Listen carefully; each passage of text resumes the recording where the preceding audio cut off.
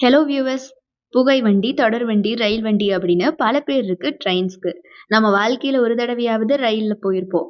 வளைஞ்சு நெளிஞ்சு போகக்கூடிய அதனுடைய தண்ட வாளங்களை பார்த்தாலே பயணம் இன்னும் நீளாதா அப்படின்னு நம்ம எல்லாருக்கும் தோணும். ஆனா அப்படிப்பட்ட ரசிக்கும்படியான தண்டவாளங்களை ஆபத்தா மாறினா இப்படி இருக்கும். அப்படிப்பட்ட ஆபத்தான 10 ரயில் தண்டவாளங்களை பத்தி தான் இந்த வீடியோல ஃபுல்லா பார்க்க போறோம். இந்த வீடியோ பிடிச்சிருந்தா லைக் பண்ணிக்கோங்க. நம்ம ஹவிசிட் சேனலை சப்ஸ்கிரைப் பண்ணி சப்போர்ட் பண்ணுங்க.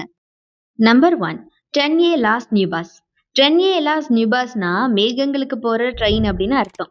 இந்த ரயில்வே ட்ராக் பாத்தீங்கன்னா உயரமான பாலங்கள்ல கட்டப்பட்டதால தான் இதுக்கு இந்த மாதிரி ஒரு பேர் வந்திருக்கு. இந்த ட்ராக் அர்ஜென்டினா மற்றும் சிலியை கனெக்ட் பண்ற மாதிரி ஆண்டாஸ் மவுண்டைன்ல கட்டப்பட்டிருக்கு. இது ஒரு டூரிஸ்ட் ட்ராக். மலைகளுக்கு நடுவுல இருக்கிறதுனாலயே இதுல டிராவல் பண்றவங்க அழகான பல இயற்கை காட்சிகளை பார்த்து ரசிக்கலாம். ஆனாலும் இதுல மிகப்பெரிய ஆபத்து ஒண்ணு இருக்குங்க. அது என்ன அப்படின்னு பார்த்தீங்கன்னா, ட்ராக்கோட உயரமும் இந்த ஆண்டாஸ் மவுண்டைனும் தான் இதனுடைய ஆபத்தே. மலையில நிலச்சரிவு, பனிச்சரிவுன்னு சின்னதா பிரச்சனை வந்தா கூட, உயரமா இருக்கிற இந்த ட்ராக்க அது பெரிய அளவுல பாதிக்கும்.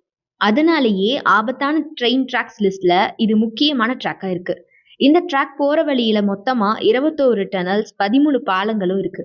ஒவ்வொன்னுமே மேல போற ட்ரெயினோட ஸ்டெபிலிட்டிக்கு ஒரு பெரிய சேலஞ்சா தான் இருக்கு. அதனாலேயே இந்த 10A லாஸ் நியூபாஸ் ரொம்பவே சேலஞ்சிங்கான ரயில்வே ட்ராக்கா பார்க்கப்பட்டு வருது.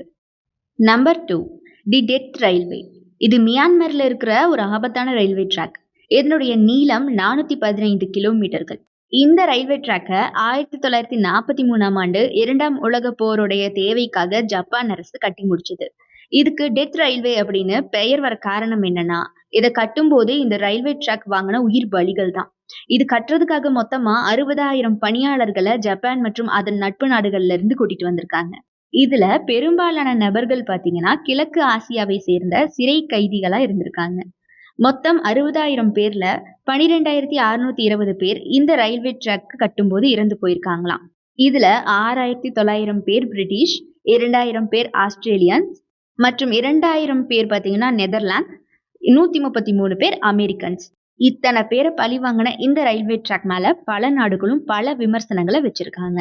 நல்ல வேளையா இந்த ட்ராக்க 2ஆம் உலக போர் முடிஞ்சதுக்கு அப்புறமா மூடிட்டாங்களாம். 1957ல இந்த ட்ராக்குடைய சின்ன பகுதியை மட்டும் ரீஓபன் பண்ணியிருக்காங்க.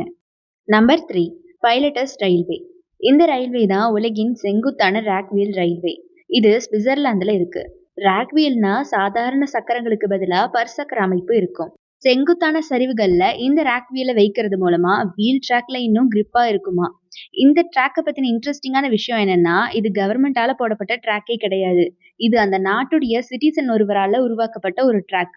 இது இன்னைக்கு வரைக்குமே அரசுடைய உதவி இல்லாமலே பிரைவேட் ப்ராப்பர்ட்டியா இயங்கிட்டு வருது. Number 4, Indian railways. இந்தியாலேயே மோசமான ரயில்வே மும்பைல தான் இருக்கு.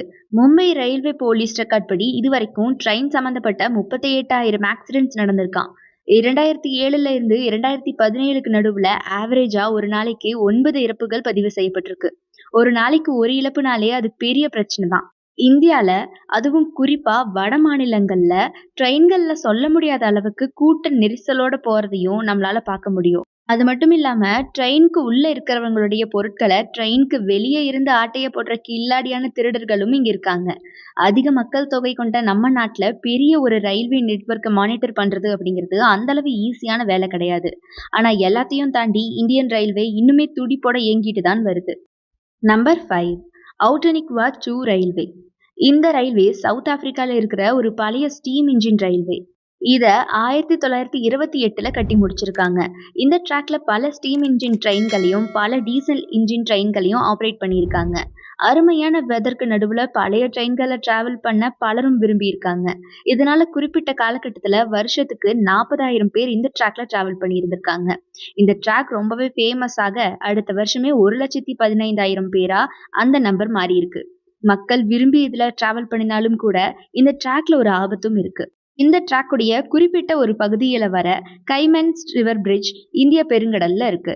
இதனால பாத்தீங்கன்னா ட்ரெயின் பாலத்து மேல போகும்போது ஏதாவது அசம்பாவிதம் நடந்துச்சு அப்படிங்கிற பட்சத்துல பயணிகள் நேரா கடல்ல தான் விழ வேண்டியது இருக்கும். துரதிருஷ்டவசமா கடந்த காலங்கள்ல பல உயிரிழப்புகள் பதிவு செய்யப்பட்டிருக்கு. அதன் காரணமா 2009ல ஸ்டீம் இன்ஜின் ட்ரெயின்கள் நிறுத்தப்பட்டு ட்ராக்கையும் க்ளோஸ் பண்ணியிருக்காங்க. ஸோ ஓகே கைஸ், இப்ப நம்ம பார்த்த 5 விதமான ரொம்பவே ஆபத்தான தண்டவாளங்கள பத்தி நீங்க என்ன நினைக்கிறீங்க அப்படிங்கிறத மறக்காம கமெண்ட் பாக்ஸ்ல கமெண்ட் பண்ணுங்க. மீதம் இருக்கக்கூடிய 5 விதமான ஆபத்தான தண்டவாளங்கள நான் பார்ட் 2ல சொல்றேன். ஸோ அது வரைக்கும் ஸ்டே டியூன்டு. இந்த வீடியோ பிடிச்சிருந்தா லைக் பண்ணிக்கோங்க. நம்ம ஹவ் இஸ் இட் சேனல சப்ஸ்கிரைப் பண்ணி சப்போர்ட் பண்ணுங்க.